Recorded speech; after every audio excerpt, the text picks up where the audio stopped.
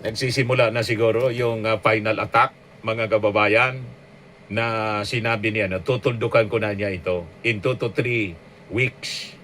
And we will send back Iran to the Stone Ages. Minak ng Iran, mga kababayan, yung Amerika.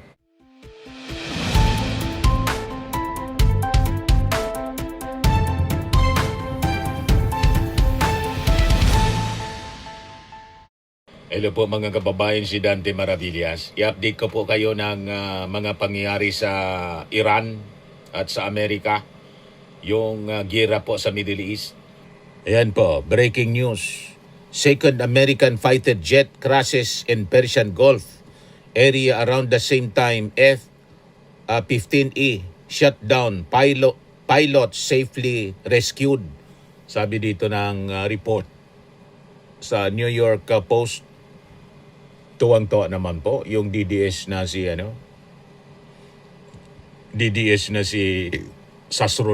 Mr. Sasrugando Sasot. Hala, uy!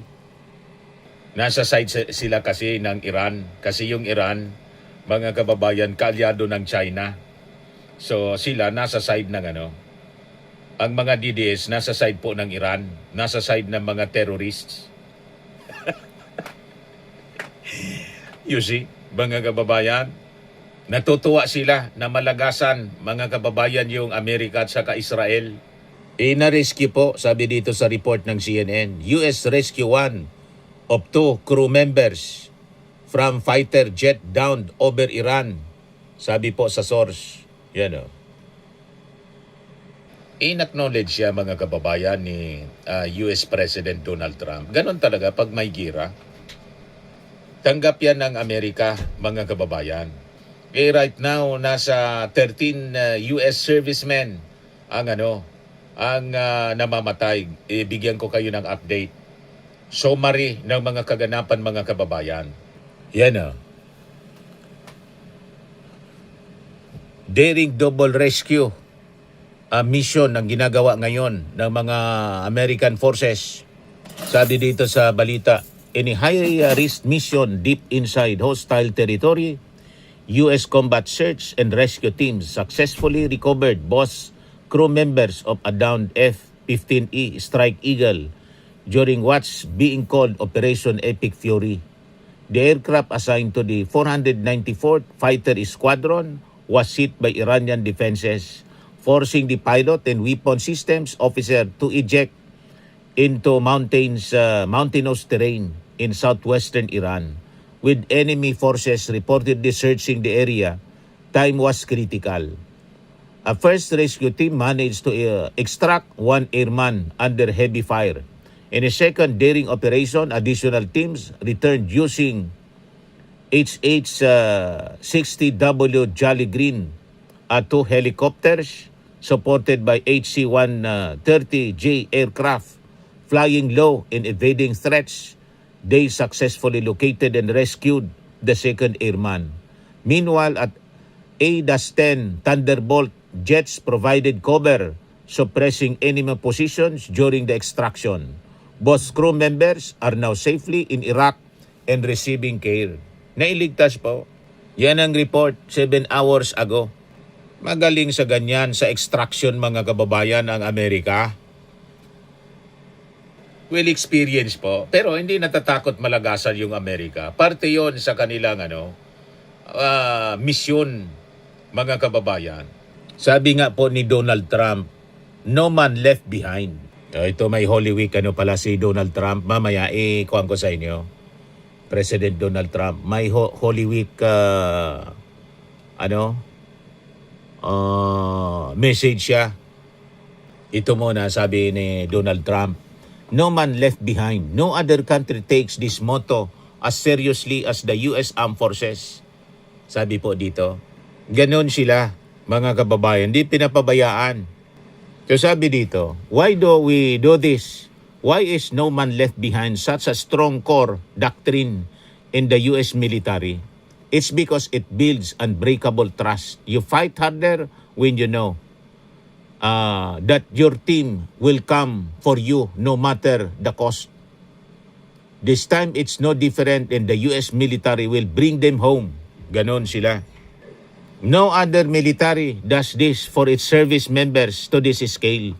Russian forces frequently treat their military members as expendable, leaving the wounded behind when the mission demands it. Similarly, China also emphasizes a mission-first mindset without any sophisticated doctrine developed for the rescue efforts. NATO allies in Israel do have doctrine similar to the US CSAR, but due to smaller budgets and less capable depth and military assets, they are not always able to keep escalating additional equipment and personnel into the rescue. We have engaged in rescues all the time, with examples like Black Hawk Down in 1993, where we lost 18 U.S. lives in the rescue, or the Jessica Lynn's rescue in 2003, or the Bo Bigdal expending significant time and resources for their safe return. Yan ang motto ng mga Amerikano. No one left behind. Yan ang motto nila, mga kababayan. Kaya matatapang yung mga Amerikano. Talagang lumalaban ng patayan po. Kasi tiwala sila na may rescue at hindi sila pababayaan ng kanilang mga kasama. Mamatay man sila sa operation, gagawin nila yon for the service of the American people and of their yung mga kasama nila na mga sundalo. Ganon ang motto ng mga Amerikano, mga kababayan, kahanga-hanga. Yan ito na yung latest, mga kababayan, sa nangyayari sa Iran. Multiple explosions were reported across Tehran in surrounding areas early Saturday, according to the messages received from residents, with one eyewitness describing Friday night as the most terrifying one since the beginning of the war. In the capital, residents in western districts including Janat Abad, Punak Sharan, Sharak Asadi, Tehran Pars, and Ikbatan said they heard one or two powerful blasts between 2:24 and 2:26 local time, with some reported their homes shaking. Nagsisimula na siguro yung final attack, mga kababayan, na sinabi niya na tutuldukan ko na niya ito in 2 to 3 weeks.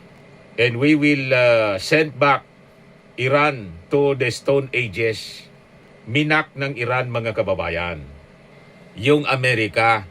Ayan sabi niya, kasi inulit yung sinabi ni Trump, ni Secretary Hegseth, back to the Stone Age. Sabi ng Iran, Stone Age, at a time when you were still in caves, searching for fire, we were inscribing human rights on the Cyrus cylinder. We endured the storm of Alexander in the Mongol invasion and remained, because Iran is not just a country, it is a civilization. Nagyabang, mga kababayan. Ibabalikan niya ninyo kami sa Stone Age. Noong panahon niya na nasa kuweba pa kayo at naghahanap pa lang ng apoy. Kami niya, advanced civilization nagsusulat na kami ng human rights sa Cyrus cylinder. Kasi nga po, ang mga Persians matagal na. Yung Persian civilization, ancient civilization kasi siya. Tulad siyempre ng Israel. Pero ang hindi siguro natatandaan nitong si official ng Iran, like them, ang mga Americans po, galing din sa ancient civilization. Base, mga kababayan, sa Table of Nations, ang mga Americans, mula siya sa lahi ni Japhet. Sila mula sa lahi, mga kababayan, ni Shem. Yung tatlong anak ni tawag dito, ni Noah. Yung mga Africans, the blacks, galing kay Ham. Ganun po siya. The Caucasians, the whites, from Japet. Siguro na kalimutan nila. Or kasi hindi man sila nagbabasa ng Bible. They're Muslims, mga kababayan. Quran ang kanilang binabasa. Kaya hindi nila yung nabasa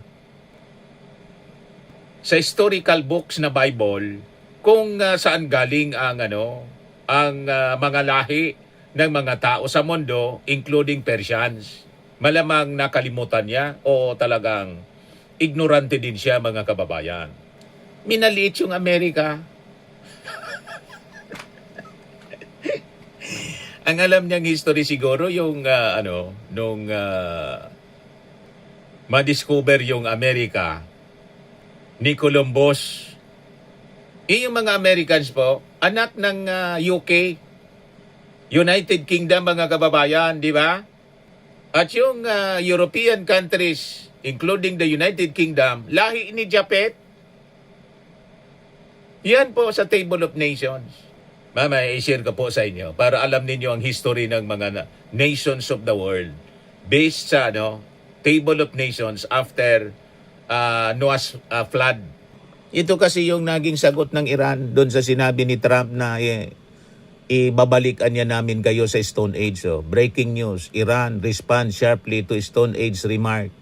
A diplomatic exchange has sparked attention online after a comment attributed to a U.S. Secretary of War describing Iran. Si Trump ang unang nagsabi niyan. Inulit lang niya, Hegseth, as being pushed back to the Stone Age.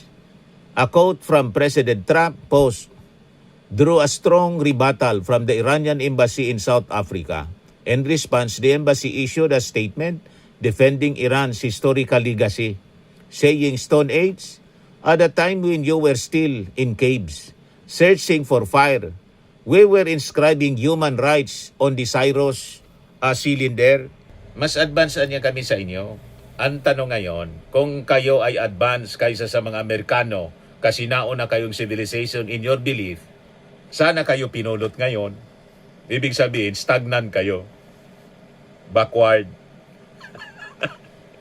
Kayo, nagde-develop pa lang ng nuclear power, nuclear arms, nang iyon ang dahilan kung bakit kayo binubomba ng Amerika.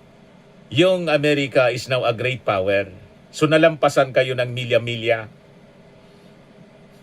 Nandun na sa buwan, kayo ni isang astronaut. Wala man kayong astronaut na nakaapak sa buwan. O di ba? Minamaliit ninyo yung Amerika. Saan kayo inabot ngayon? O di ba? Ang ibig sabihin, you were left behind in terms of progress. Di ba? Kasi puro kayo gira ang iniisip ninyo. Pakikipag-away sa Israel. Hindi kayo obra. Sa prophecy, hindi kayo obra sa Israel. Matutunaw kayo. Kaya mga Iranians, ang dapat sa inyo, makipagkaibigan na lang sa Israel. At maging believer. Ang daming mga Iranians na naging mga born-again Christians. Pero kayo na mga lumalaban sa Israel, puro pakikipag-away ang ginagawa ninyo. Kaya curse ang nandyan sa inyo. O di ba? Naubos na yung inyo mga leaders, si Khamenei, top officials ng Iran, naubos na. Naghihingalo na lang kayo, nagyayabang pa kayo. You see? Ayan nagyayabang. The statement reference the Cyrus cylinder, often cited as one of the earliest known charters reflecting principles of human rights and cultural tolerance. Yun pala kayong sumulat? Bakit hindi ninyo ino-observe yung human rights? Yung human rights ng mga kababaihan dyan sa inyo. Di ba?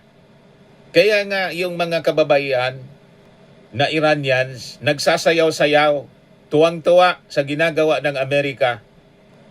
Kasi nililiberate ng Amerika sila sa inyo. Di ba?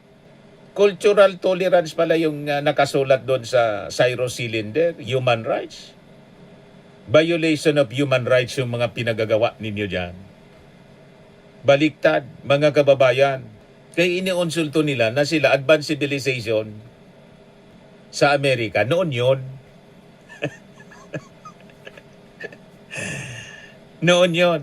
At ang Amerika, galing din sila sa ancient civilization, sa lahi ni Japet. Napakalinaw. Ang reference kasi ninyo, yung 1600 na na pagka discover ng Amerika at naging bansa, yun kasi ang reference ninyo. I-research ninyo ng mas malalim. Hindi yung mga Americans, hindi lang nagmula doon sa 1600 yung history. Mula sila sa ancient peoples like you, na mga Persians. Yan ang sabi dito. The embassy further emphasized Iran's long-standing resilience, highlighting that the nation has endured major historical upheavals, including invasions by Alexander the Great in the Mongol invasion, yet continue to exist as a civilization. We endured the storm of Alexander in Mongol invasion and remain because Iran is not just a country, it is a civilization. The remarks come amid heightened geopolitical tensions involving Iran, the United States, and regional allies, with diplomatic rhetoric increasingly reflecting deeper historical and ideological narratives. Nagyabang para yung mga Chinese, mga kababayan, na feeling nila mas nauna sila sa atin dito sa Pilipinas. Kasi sinda Middle Ages, mga Chinese na sila. Tayo po yung ancient Ophir. Mas nauna pa sa China, yung ancient Ophir. Kaya lang, mga kababayan, pinangalanan ni Magellan, ni King Philip, in honor of King Philip, yung Pilipinas, nang sabi, ma-discover yung Pilipinas ni Magellan. Hindi po na-discover ni Magellan ang Pilipinas. Kasi nang dumating dito, si Magellan po, nandyan na sila Pulapo. Pinatay nga nila Pulapo si Magellan. Paano na-discover niya yung Pilipinas?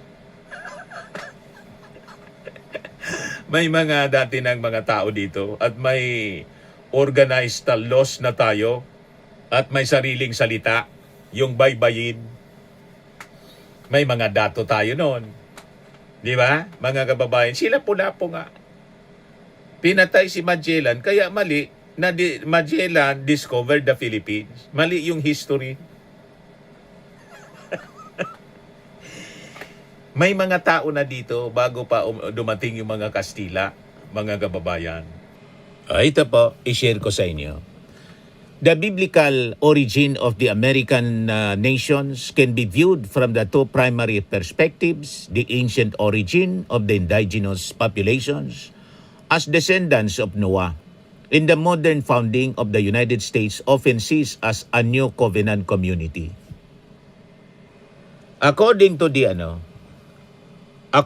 the literal interpretation of the Bible, all humanity originated from Adam and Eve and was later repopulated through the sons of Noah.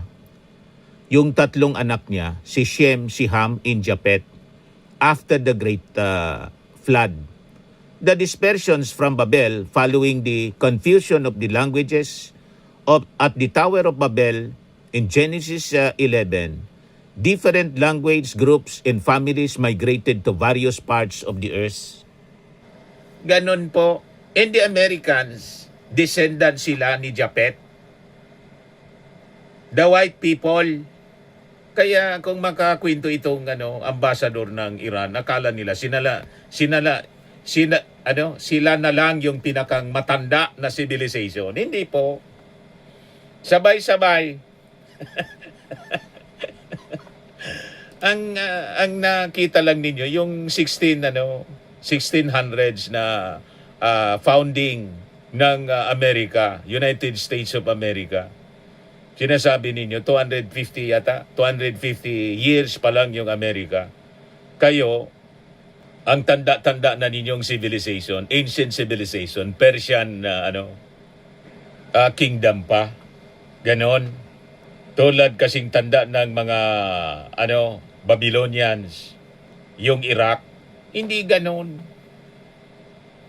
Minalit ninyo yung Amerika.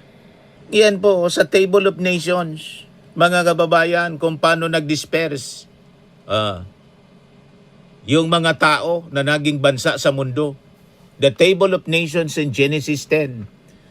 In 1 Chronicles 1 is a list of 70 descendant nations from Noah's 3 sons, Shem, Ham, and Japheth, after the flood.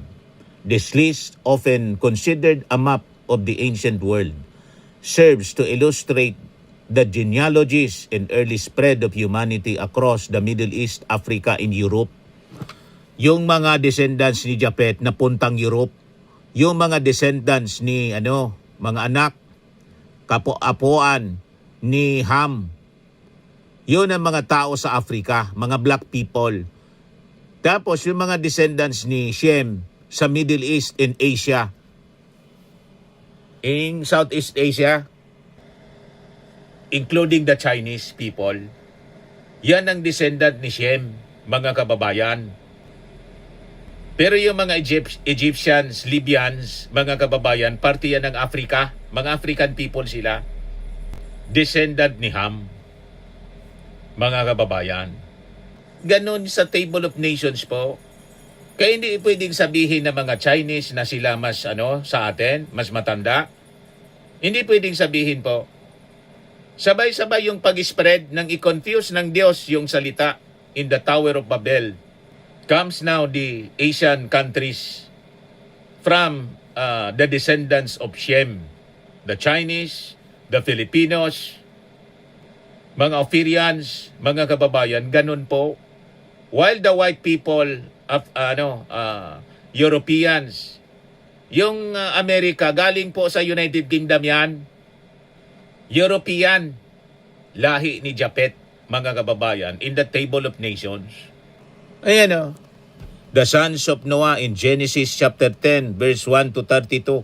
Japheth, 14 nations associated with maritime peoples in northern regions including Gomer. Ang Gomer is Germany, Magog, Russians, Madai, Javan, Tubal, Turkey, Meshech, and Tiras. Yan ang mga ancient names ng mga bansa. Grabe yan Mr. Maravillas pala yung knowledge sa history, biblical history po. Pinag-aralan namin yan. Ang Bible po, historical book, scientific book. Yan ang yan ang totoo niyan.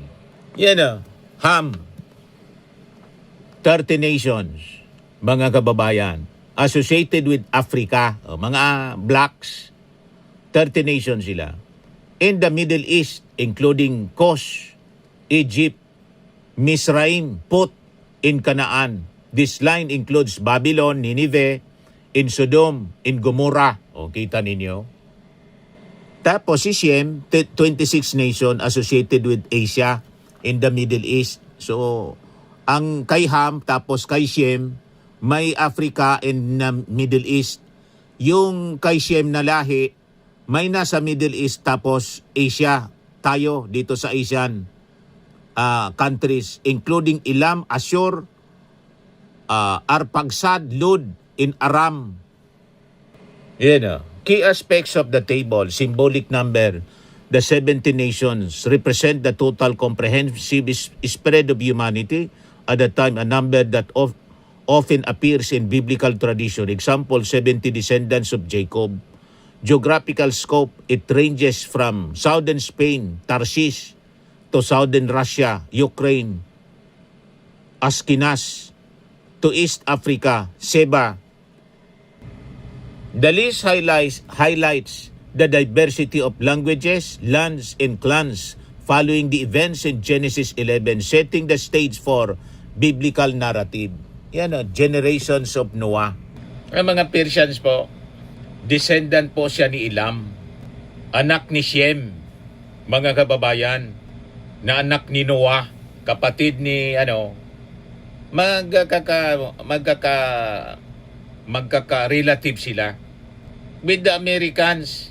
Yung mga Americans na Americans descendants ni Japet, while the Persians descendants ni Shem. The Africans, the black people, descendants, mga kababayan ni Ham. And tayo, distant relative ng mga Persians kasi galing din tayo sa lineage ni Shem. Kita ninyo mga kababayan, in the table of nations. Ganon pala yan, Mr. Maravillas. Ganon. Kaya, huwag ninyong minamaliit yung mga Amerikano. Hindi kasi ninyo alam yung ancient origin ng mga Americans. Ang ancient origin ng mga Americans mula sa lahi ni Japet, na kapatid ni Shem, na descendant din ninyo. Di ba? Kaya maliit ang mga pagmamaliit na sinasabi ng ambassador ng Iran na kami nagsusulat ng human rights sa Cyrus Cylinder, kayo naghahanap pa lang ng apoy sa cave. Kaya ang tanong natin, ngayon, saan kayo pinulot? Di ba? Kung nagmamalaki kayo na ancient civilization kayo, saan kayo pinulot? Di ba milya-milya na yung yung napag-iwanan na kayo ng panahon? Wala kasi kayong tigil sa pakikipag-away, kaya you are left behind sa progress. Nandun na sa space na yung mga Americans, kayo nandyan pa rin. Di ba? Nagde-develop pa lang ng nuclear weapon. Yung Amerika, 1945 pa, may bomba atomika na. Blessed country kasi yung Amerika kasi hindi inaaway yung Israel. Kayo inaaway ninyo yung Israel. Yan ang katotohanan yan, mga kababayan. Ayan man lang po ang ating short video ngayon. Ako po si Dante Maravillas. Bye-bye. God bless.